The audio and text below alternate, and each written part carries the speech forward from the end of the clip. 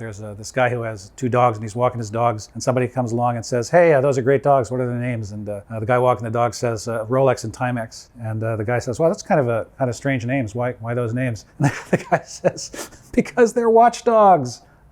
Watchdogs." Is this thing on? I'll be here all week. Don't forget to tip your waitress.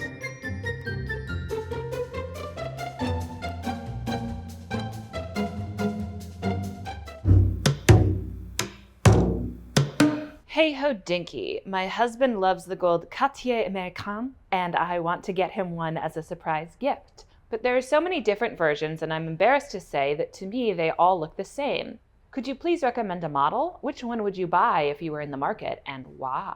This is a pretty common problem for people who don't look at specific watch models quite a lot. It's very difficult to tell the difference between related models within a broader product category. So for example, people who collect Rolex Submariners can tell the difference between individual models through the years with incredible precision and attention to detail. You take somebody who doesn't look at watches very much and you show them a Rolex Submariner from the late 1950s and a Rolex Submariner from today, and they're basically going to look like the same watch. And so it is with the Cartier tanks. There's an enormous variation in designs and in models, but they do all bear a strong family resemblance to each other, which I personally think is a strength. I think it's a feature, not a bug. The Tank Américaine has an elongated case like the Cartier Tank Centré. The Centré is a much older design. It dates from the 1920s. And it's a very elegant, almost a surrealistically dramatic design, especially for the time. But it's also a kind of a specific watch in that you really have to dress a certain way and almost be present at certain occasions in order for it to feel a little bit more appropriate. The Tank Américaine, unlike the classic tank models from the 1920s, came along a little bit later. It was launched in the late 1980s. And while it has an elongated case, it is not quite as stretched out as the Tank Centré, so you get all of the sort of elegance of the elongated, curved case design without some of the kind of specificity and narrowness of use that goes along with the Tank Centré. But in general, I think that the difference between the Centré and the Américaine is that the Américaine is a little bit more versatile. Now, keeping that in mind, I think one of my favorite models for daily wear is really just the large steel mechanical Tank Américaine. The price is right. It's very affordable for a Cartier mechanical wristwatch. You get a lot of versatility. You get the practicality of a watch cased in stainless steel. And if you're looking for a really great everyday watch that is a true Cartier tank and that has all of the elegance that we associate with any Cartier tank, I really think that the steel Américaine, large model mechanical, is the way to go. It's a fantastic watch. Hey Hodinkee, odd question, but here goes. If you had to pair 3 dog breeds with 3 different watches based on looks and personality, what would you choose? I think that a German Shepherd is kind of like a Rolex Submariner. Like, it's a classic, it's kind of ubiquitous. It's the dog that you think of when you think of, a good breed. It's a watch that certainly a lot of people think of when they think of a good watch. And like a German Shepherd, a Rolex Submariner is going to offer you really good service, for an extended period of time without any issues whatsoever. A second pairing that I think of is the Labradoodle with the recently discontinued Patek 5711.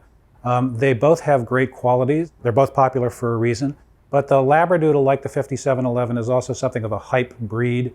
In both cases, we have a breed of dog and we have a watch that people often acquire simply because of the hype associated with them.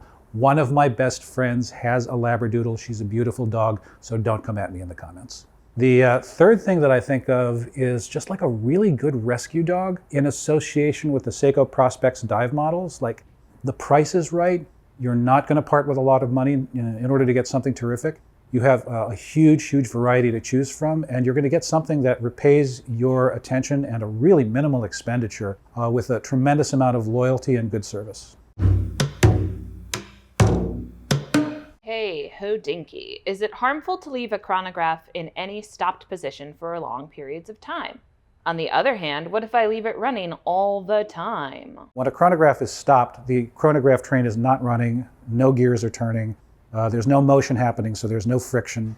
The reason that the hands have stopped is because there are little brakes that are holding the chronograph hands in place but since there's no movement and there's no friction, there's no wear happening. So over a arbitrarily long period of time, everything breaks down eventually. I mean, I've read that the proton decays after a long enough period of time, but I think that that's probably not something you have to worry about when you've stopped a chronograph. Now, the second question is, can you leave a chronograph running all the time?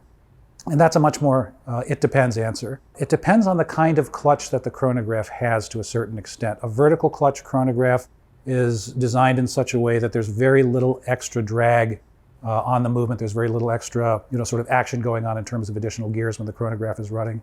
So as a general rule, you can leave a vertical clutch chronograph running for an extended period of time, probably without it producing any significant additional wear. The only caveat there is that a vertical clutch is a friction coupling, so there's a possibility for the friction plates to slip a little bit if you leave it running for a really long period of time.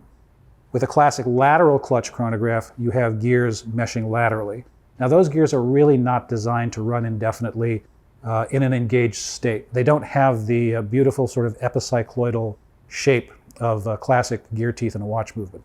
They are pointy, they're sharpened triangles essentially, and they're designed to optimize accurate and rapid engagement rather than to optimize lack of friction over a long period of time. So with a lateral clutch chronograph, classic lateral clutch chronograph, I would say probably less likely to be okay for it to run indefinitely.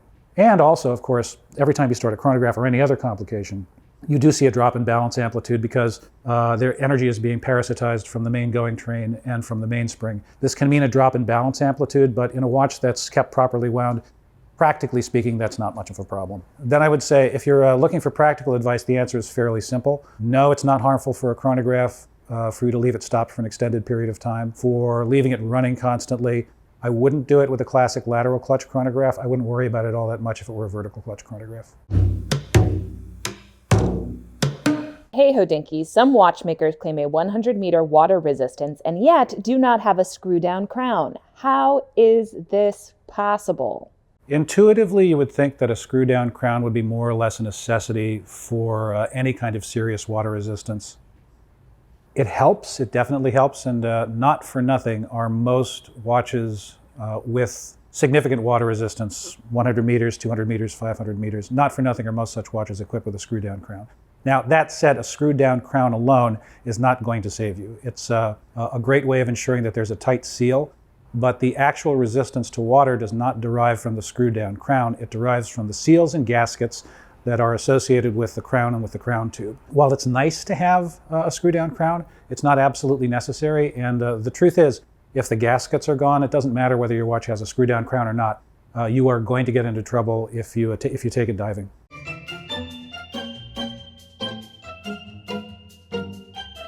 Well, ladies and gentlemen, thank you so much for joining us again.